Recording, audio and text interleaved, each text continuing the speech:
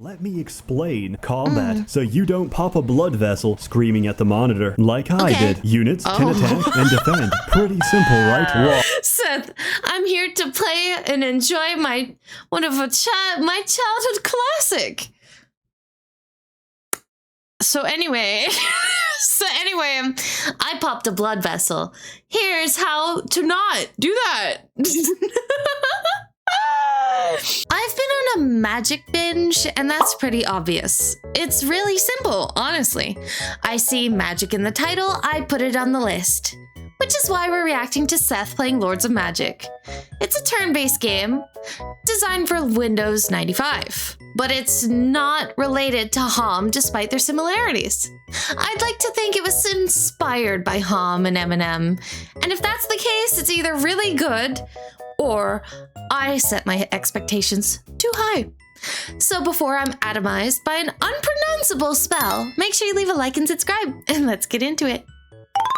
Hey people, Seth here. Today, I'll be covering an old game from my childhood, Lords of Magic Special Edition. The first time I played this game was also the first time I ever used a bootleg CD. I never got the chance to really play it, since my friend's burned CD-ROM copy started spinning so fucking fast in my disc tray that I got shit scared and took it out, because at the time I read some urban legend somewhere that a StarCraft CD was spinning so fast in a tray that it flew out and decapitated some kid in South Korea. Did that really happen? Probably not. That child is still— What do you mean, probably? You're only 30 seconds into your real, true, maybe, possibly story? Huh? What do you mean, probably?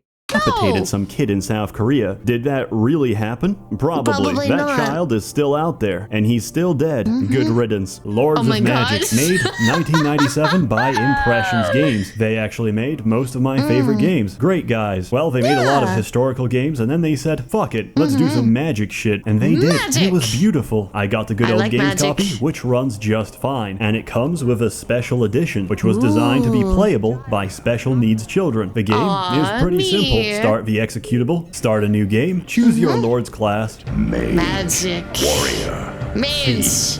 Mage. Then pick your faith. The circle of life has no beginning or end. Choose your faith and write your own destiny.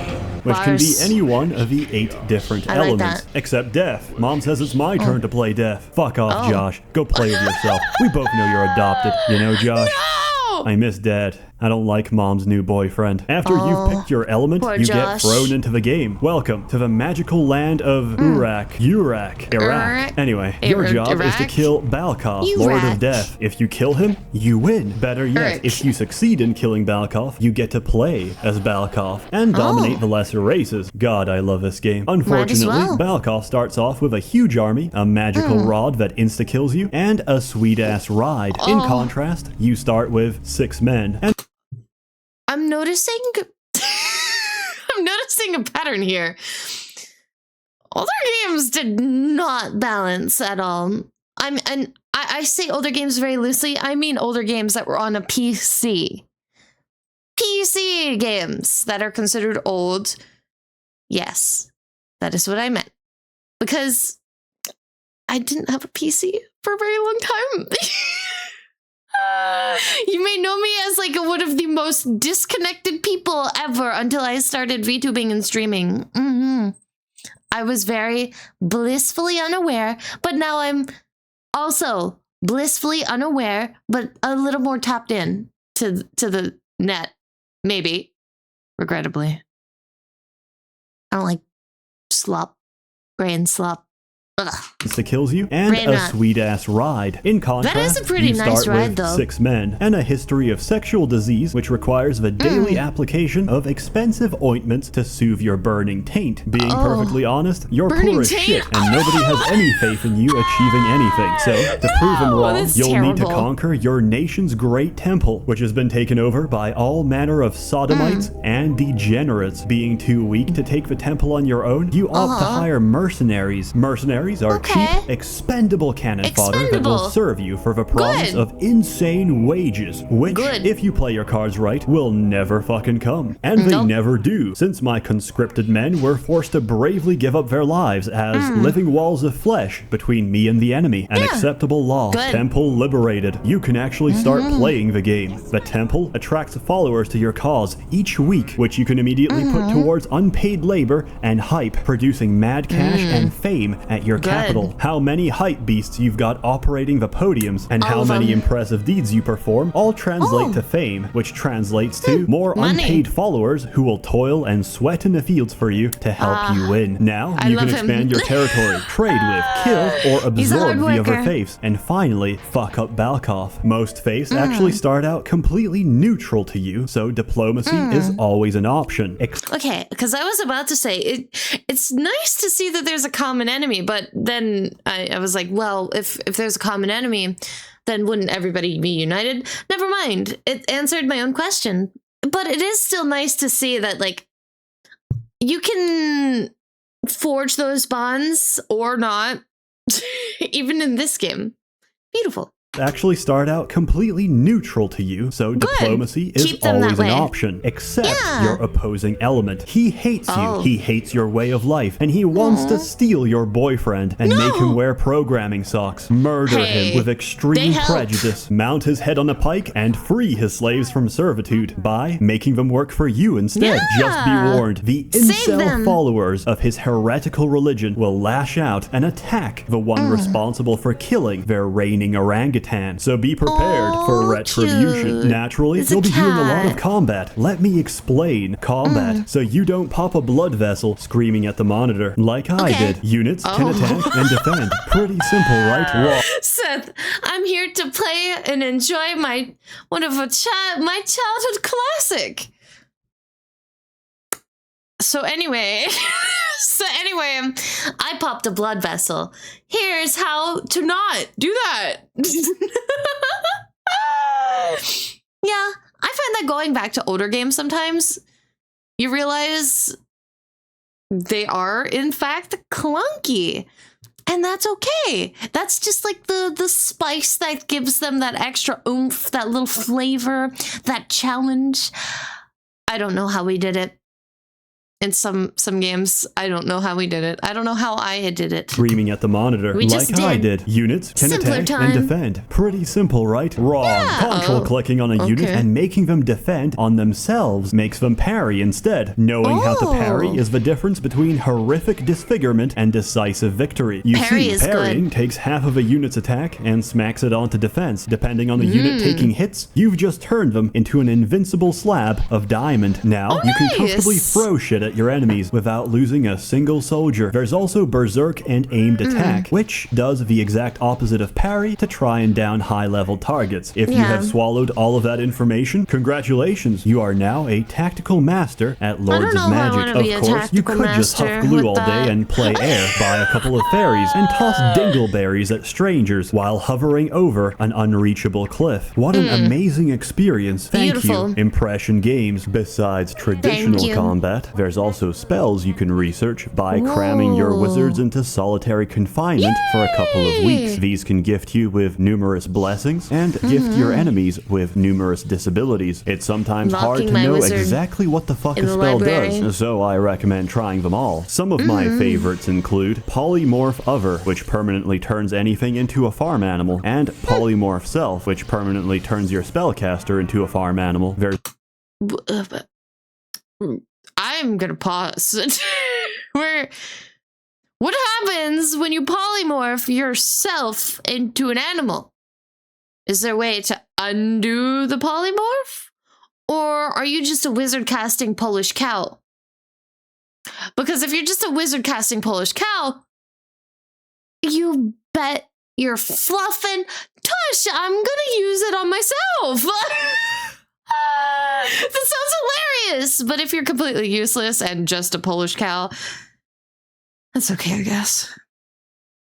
farm animal, and polymorph self, which permanently turns your spellcaster into a farm animal. There's also thieving. Most of the time, thieving sucks shit. Want to speedrun the game? Start as a thief lord. Well, I hope you enjoyed your time in Urak. If your thief isn't some master of shadows who could steal the very melanin off a dwarf, you're gonna get caught and violated. However, thieves can also do the same to enemy champions. Instead of killing them, clobber them unconscious and incarcerate them as prisoners of war. Then beat information out of them daily before sending them home. The faction will actually like you more after that. Also, very important, if you reclaim a temple for another faith, you absorb them, which means more fat stacks of cash and gullible followers for you to exploit. Also, if your main lord gets horribly disemboweled, it's not the end. The other lord can take their place as a convenient replacement. Over time, you can upgrade your nation's capital to hold more followers and construct higher level guilds. If you tech up your mage guild to level 3, you get access to that nation's legendary creatures. They're all insanely powerful, except water.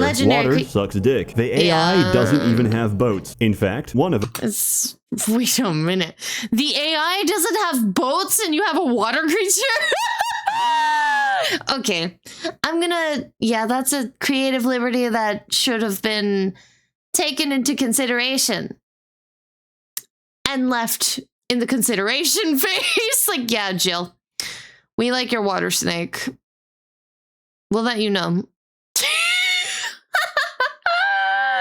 It never happened. Let's just pretend that one doesn't exist. Except water. Why would you do that? Dick. The AI doesn't even have boats. In fact, one of those legendary creatures you can produce is unique. You're only allowed to create one per game. And one is all you need to actually end the game. So let's discuss the main objective of this game. A topic I like to call dabbing on Balkov. Understandably, Balkov is overpowered as shit, and attacking him directly is a bad idea. So what do? We finna dab on him. Balkov is dumb as shit, so he has no idea what to do when you keep capping his resources with packs of shitty seagulls. He'll try and chase them to the shoreline and give up each time. He's not as dumb with his guilds, of course, so he leaves one guard to make sure nothing happens. Thus, I recommend sending a pack of giant eagles to kill the guard and set his guild on fire. How are giant eagles capable of arson? Maybe their little claws carry tiny little matchboxes with them. I don't know. It is a mystery. The eagles are so fast, they can torch the guild and fly back to the ocean. No, they probably fly through like a lit torch and,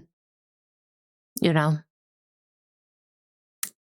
Yeah, that's probably what it is. And, you know, Seth's way of putting it was much kinder and more whimsical than me stopping, pausing, going back 5 seconds and saying, yeah, no, they probably just die. Full of arson, maybe their little claws carry tiny little matchboxes with them. I don't know. It is a mystery. The eagles are so fast, they can torch the guild and fly back to the ocean in a single turn. Keep doing this repeatedly. Burn all of his guilds. Make him waste all of his time chasing fucking birds across the shoreline. He will inevitably burn through all of his finances repairing his guilds, which you will simply burn again, making the metaphor complete. Once he's completely economically broken, keep bullying him until you're ready to put him down. When the fatwa is given, send your most trusted warriors on a one-way holy jihad. Select all of them and left-click on Balkov, the kafir and usurper, the apostate whose arrogance dares place himself above the infinite love and wisdom of Allah. Then go off and make yourself hear something. It'll take a while. The results of your holy crusade will appear when you return, and unfortunately, it is unlikely that any of your men survived the attack on Shaitan himself. But who gives a shit? Balkov is dead. Enjoy. Celebrate your victory. Then come back and play as the true Lord of Urak. There's also a Legends of Urak. Wait, what did the pop-up say? I'm curious. Hold on. Then come back and play as the Gala thanks the necromancer for the sacrificial offering. In this bloody ritual, the hapless victim's life force has been drained, enhancing the dark powers of this death mage. Oh! You literally become him! Or, well, help make him again. Either way, That's really convenient. I like True it. Lord of Urak. There's also a Legends of Urak mode. Oh. You can play a couple of preset Legends. adventures and do quests. If you click on the middle of the selection screen, you get to play a It's secret an character, RPG. Siegfried, The mighty Siegfried has failed in his quest. who No. has terrible voice acting. One word of warning though. If you plan on starting as the Chaos Nation or anywhere near the Chaos Nation, I urge you to Don't. reconsider. Alternatively, I urge you to download the unofficial patch. Why? Fuck it. Just pause this video, go download the game, and start as Chaos. Come back to me when Yeah. you've experienced whatever the fuck that was. You It's may chaos. notice that you die instantly. That's because an intern's finger slipped and replaced every level 1 brownie in the region with a level 8 Pegasus. For reference, a brownie is a small, that's shitty hobbit meant for lovely. scouting. A Pegasus is a legendary unit produced by the Life Nation, and there's at least 20 of them roaming around now. They're just randomly roaming for the sake of roaming? Stretch your wings, I guess. Christ. They weren't kidding about chaos. Chaos is chaos is chaos. I'll take it. Legendary unit produced by the Life Nation, and there's at least 20 of them roaming around That's such now an and spawning interesting infinitely. I guess thing. Chaos really lives up to its name, but no, It it's fucking does. terrible. Holy shit. Overall, an amazing game. I give it a 10 out of very 10. high number of unpaid workers mining Yeah. asbestos in my mines over their Yeah. average life expectancy. Oh, The game is 49 fantastic and points. incredibly charming. Even though it's almost as old as me, it's aged incredibly well. Almost. The same can't be said for myself. Please give it a try. I'm sure you'll love Pretty. it. And remember, To learn the ways of war is the true calling for all women. don't play water. Thank you for tuning in to another Neko Reacts. So, did you ever play this game? Was it on release or later on in life? Let me know in the comments below. Until then, please leave a like, subscribe to the universe, and I'll see you in the next one. Matanya! Bye-bye! Ooh, why is my jacket on?